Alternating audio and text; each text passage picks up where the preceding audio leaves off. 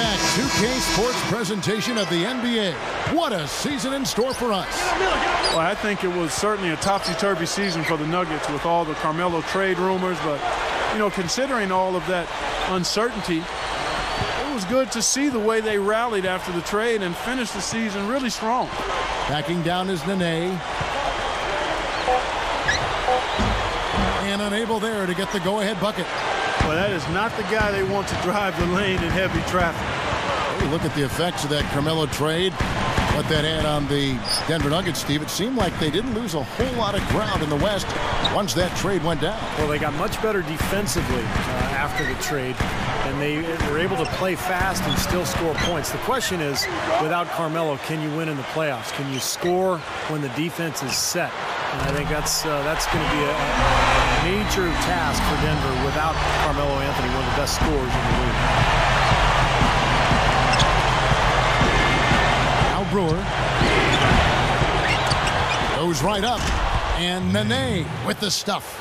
Well, I tell you what, that'll give them a nice lift because that kind of effort always rubs off. Does it ever? Yeah, when you've got one guy out there hustling his tail off, everybody else has to follow suit.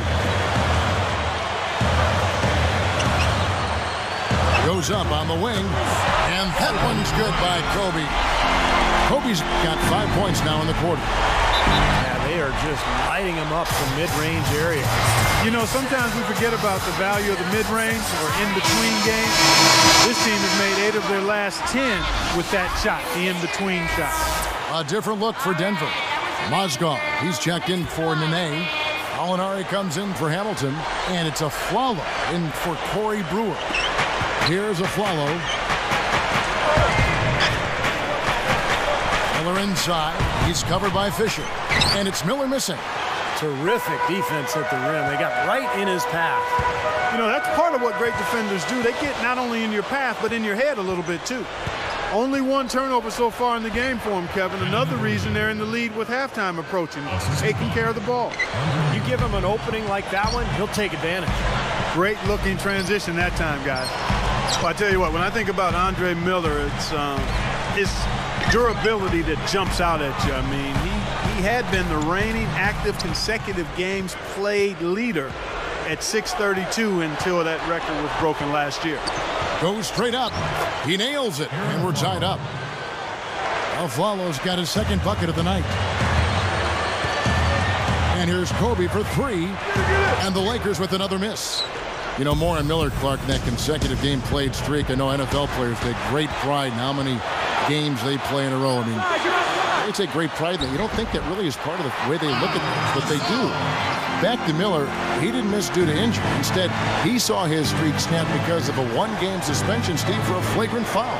It almost doesn't seem fair, does it, for a streak like that to end due to a suspension? Really a shame. And you're right, Kevin. Miller, like most players, takes great pride in a streak like that, in his longevity and his ability to bring it every single night. Barnes against Gallinari. Shot clock at 6. Another shot, and 2 free throws coming up as he misses that one. Drawing the whistle and a lot of contact there. Well, you know, a recent stat said that in the last 15 years, the Lakers are on average the best offense in the NBA. But in crunch time, ironically, they fall to around 12th best offensively. Not nearly as effective. Here's what the Lakers are going with right now. Murphy comes in for Andrew Bynum. And it's Artest in for Matt Barnes. The Nuggets also changing it up. Al Harrington's checked in for Reed. Brewer comes in for Aaron Aflalo. And it's Lawson in for Andre Miller. Going back to the Lakers and their letdown as far as crunch time offense goes. Good point by you. Steve, you take it now. Why do you think that's so? Well, I think Kobe's not the player that he once was. Kevin, he's not as athletic. He's not as capable as he used to be getting shots off against any type of defense. And I think the rest of the guys maybe lost a little confidence in themselves as a result. And Fisher kicks to Kobe. Over Brewer. Again, the miss by Kobe. You know, as tight as this game is, you have to like their chances the way they've been rebounding. They have a pretty good margin in that department, so they've got to continue to hit the boards hard, and it'll pay off for them in the end. Covered by Brewer. Kobe dishes to Gasol. The shot is off, so the Nuggets will take it the other way. And, of course, this is the first they're seeing of the Lakers. Yeah, these were two of the top teams in the conference a year ago. And I'll tell you what, this club was really at their best in those games. The season series really belonged to them. Let's pause to take a look at the teams that were tops in field goal percentage last season. The Nuggets third. Well, I thought, Kevin, they had great productivity from their shooters last year. The guys they were counting on to knock down a high percentage of their shots, they did that. And they hope to see those same kinds of numbers this year.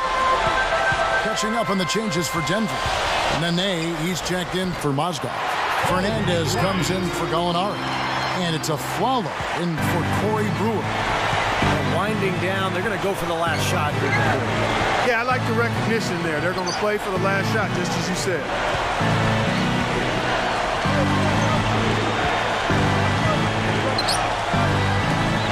Lawson outside. Here's a look at what's coming up for the Nuggets. And after this one, they're home against Minnesota. And that's the first game in a string of 3 straight at home.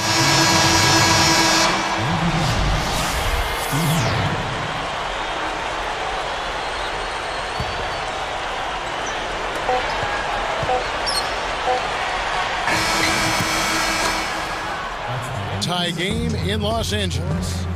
Live from the Staples Center, you're watching 2K Sports.